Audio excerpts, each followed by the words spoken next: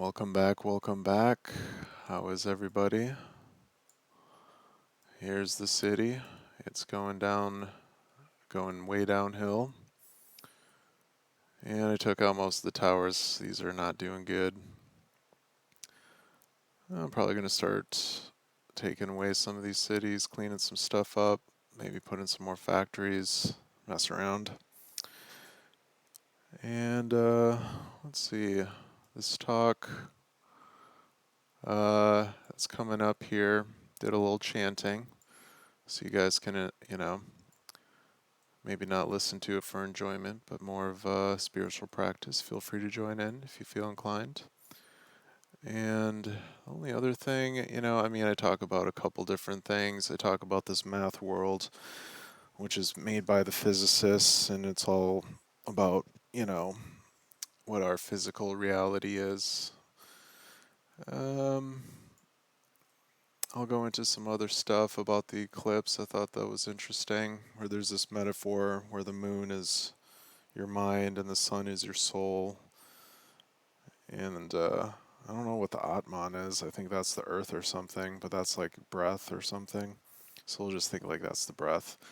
Anyways, just think about the relationship between like the earth and the moon and the sun and how that relates to like your spiritual stuff, your mind, your spirit, and then this physical world, you know? Uh, anyway, I hope everybody enjoys, and I hope you have a great rest of your day. Without further ado.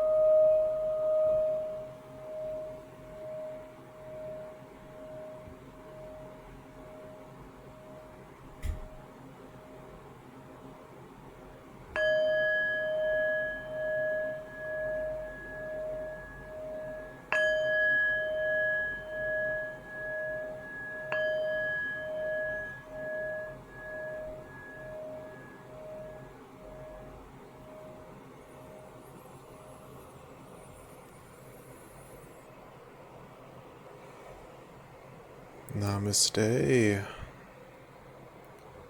How are ya? I hope you are well.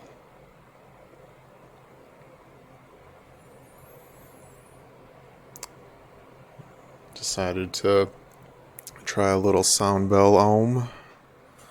Nice little chant, which is another spiritual practice. Chanting is it's interesting because it brings up a lot. Like, it's not like the best music in the world to listen to, and no one knows what the lyrics mean. And like, whenever I chant, I feel pretty self-conscious. And so you have to deal with all that stuff. And once, that itself is a practice of just opening your heart, being a little bit more open-minded. And now I'm to the point of when I chant, I try to get to the very tip of the word and the sound, the very edge. And when I can focus my attention to that very sound, that very start of every sound, since the chant is some sort of name of God usually, you're focusing your tip of attention right to God through saying the word and paying attention to it. So that's kind of cool. I think a big part of this whole spiritual practice thing is being able to turn off this layer that we have on our reality, and that layer is interpretation and meaning. And we can go deep within either a chant or silence or a moment. Also, that voice, the labeling, that becomes silent or not focused on.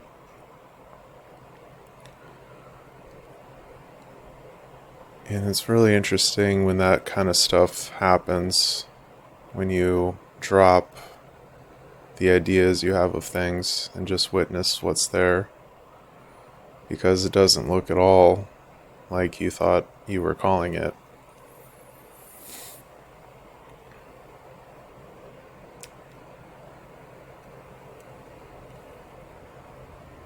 And it doesn't look the same because it isn't the same.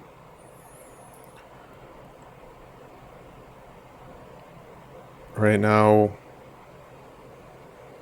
the best model we have of what's going on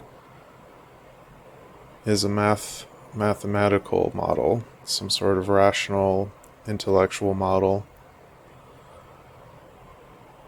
And that's because we've built up certain thinking minds in our society to give us the answers, which historically it was a lot of priests and holy men, and now it's turned to scientists and physicists and people who graduated with PhDs and stuff. Dr. Fauci. And what these physicists are giving us is basically a really good model, because it's allowing us to interact with it by using the feedback to understand the bigger picture.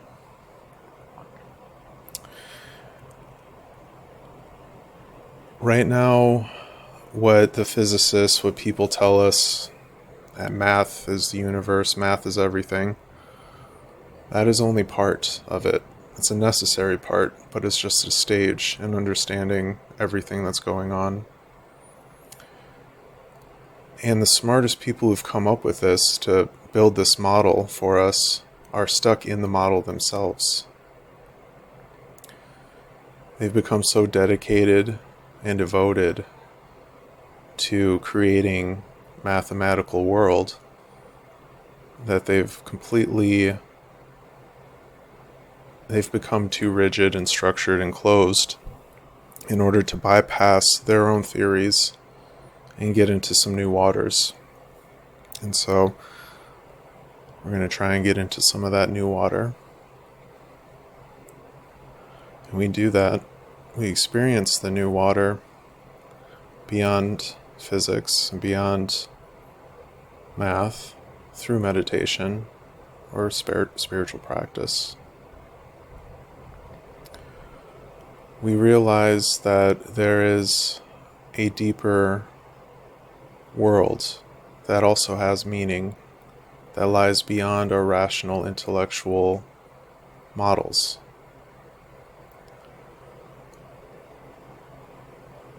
And the reason why math world only gets us so far is because it's built with the intellect.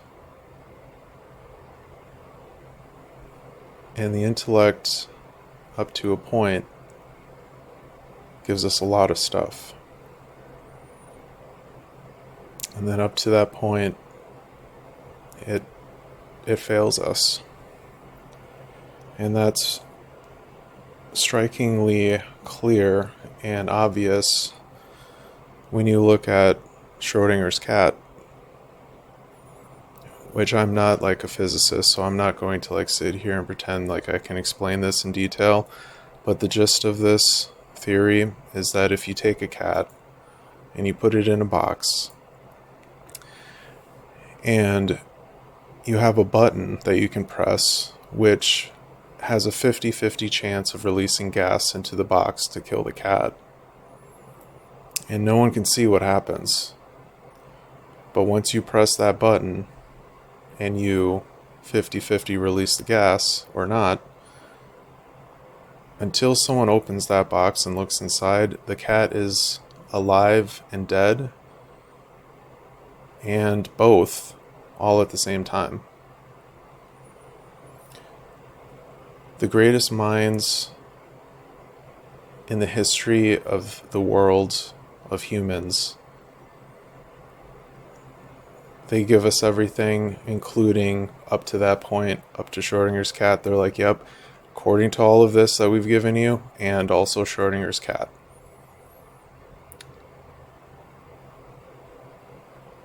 And I think for a long time people were just like, okay, you guys are really smart, and so we'll just we'll chalk this one up to just something that is beyond my intellectual level, but somebody does understand how that works.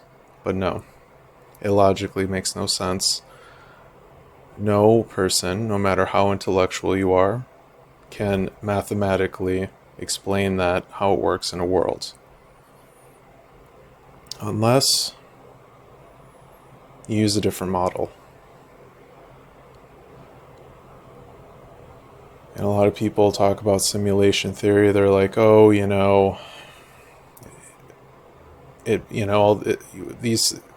everyone's playing video games, and so it's a perfect metaphor. We're all in a video game, and you can take all these pieces apart and say this is what it's like.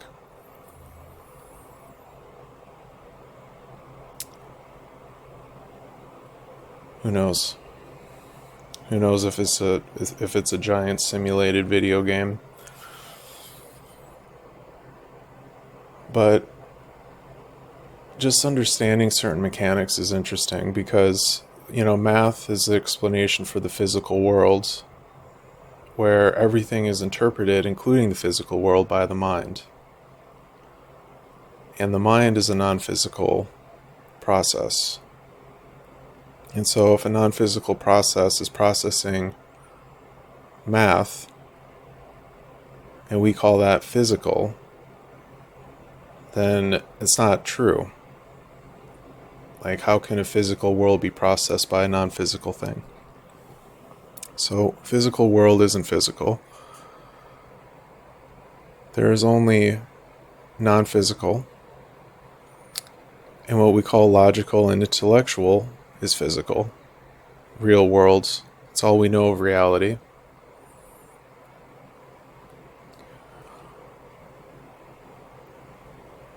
So there's two things.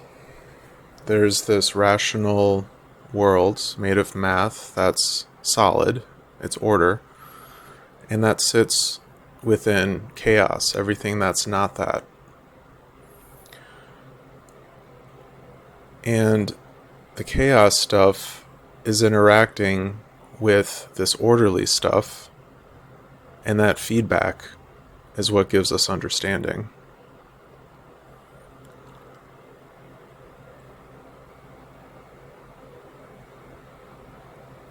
But if we're stuck in just this math world, it's extremely limiting.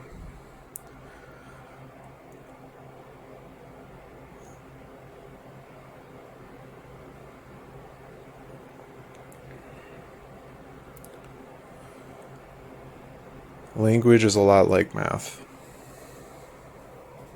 It's structured.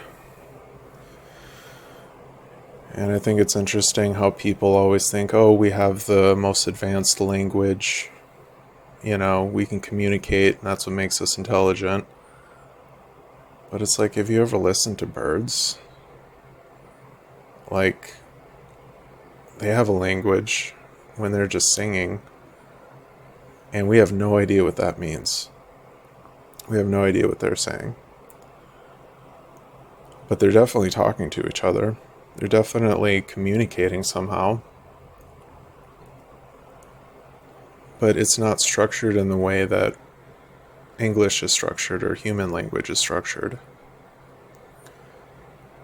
And maybe without that structure, your language is more free to communicate. Because when I say cup, that's such a limiting description.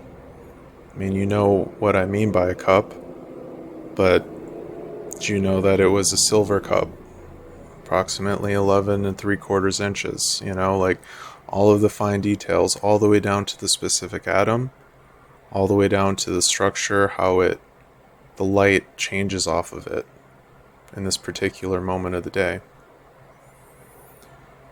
So everything has its unique beingness, isness. But through language, through a structured mathematical language where people can understand each other, we're limited by understanding because we can't describe the exact thing.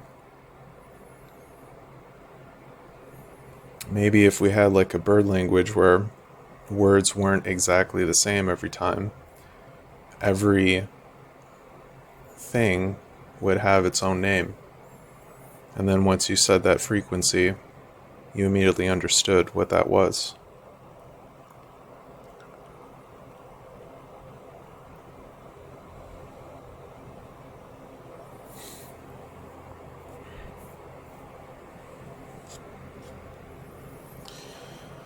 This is all just a spiritual exercise.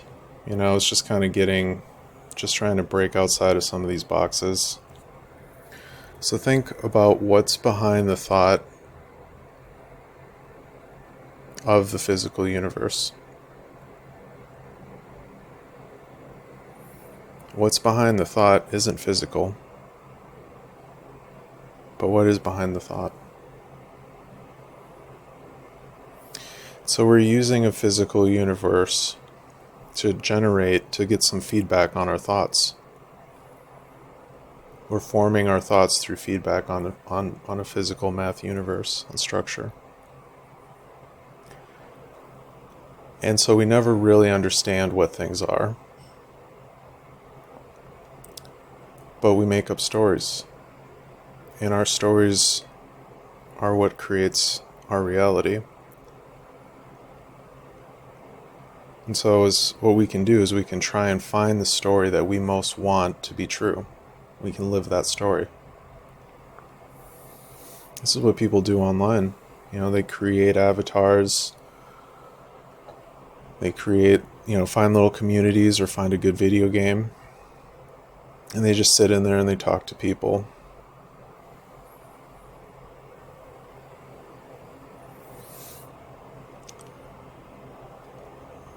And the reason why it's harder to do in real life is because we have this math world that we're trying to get feedback off of. And so not all the stories are going to be able to be played in this physical reality. But there are some stories that you can play. And some of those stories are like told in the Ramayana. Some of the stories you'll find everywhere. The hero's journey. Like there's been stories that have been tangled up in the rational intellectual world for ages and ages, and they continue to be played by different characters. And that's all we're doing. We're just playing a story out in a different way. And that's going to be all good and fine up until the point of Schrodinger's cat happens. And once we get to that part of the story, people, if they're identified to math worlds, like the physicists are, they're going to absolutely spin out. And they're not going to know where they are, what time or space or anything. They're going to be like Friedrich Nietzsche. They're going to, whatever happened to that guy? So when you have important figures emerge throughout time, such as Jesus or Buddha or all the other amazing spiritual people, the Dalai Lama, that's questionable. Not going to get into that. When you have these figures appear, they're here to help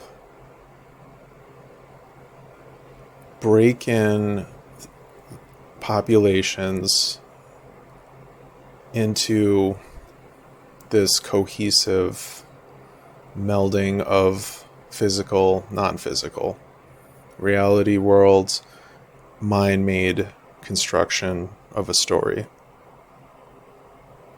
The holy people help reconcile that.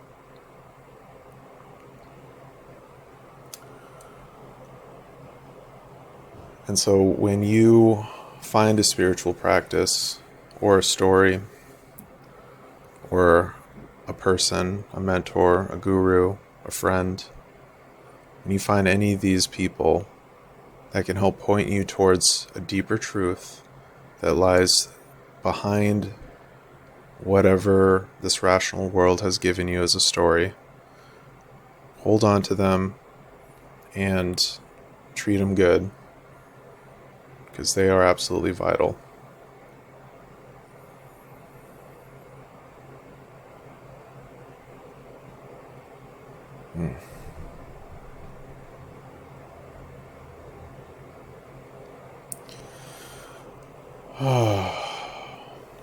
I'm just going to read one last thing.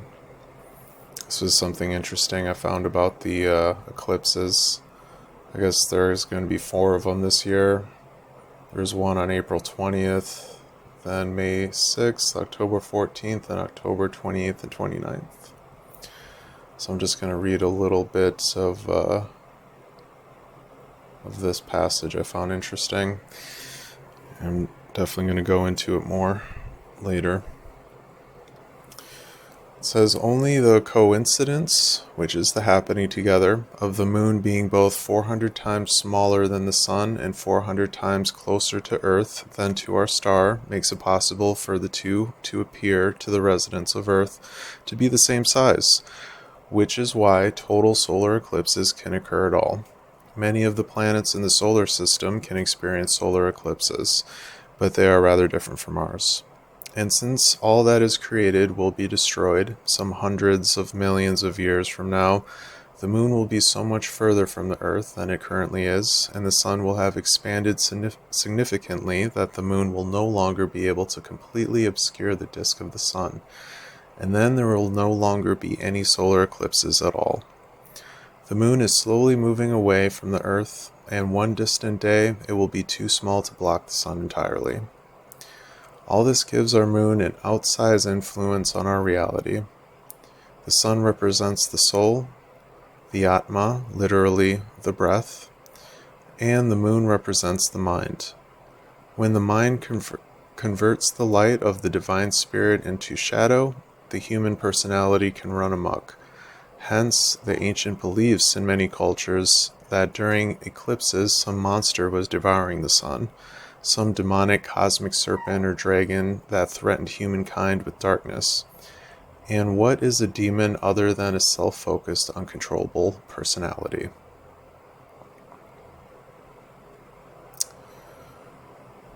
So I thought that was interesting. That was by Dr. Robert Savoda. I would just like to leave you with that metaphor of the sun being the soul, our spirit of light, the Atma, it's the breath, and the moon, which represents the mind.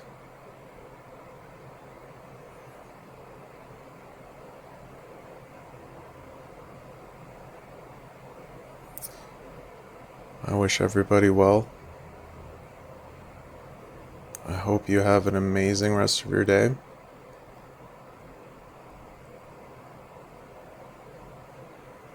Be well.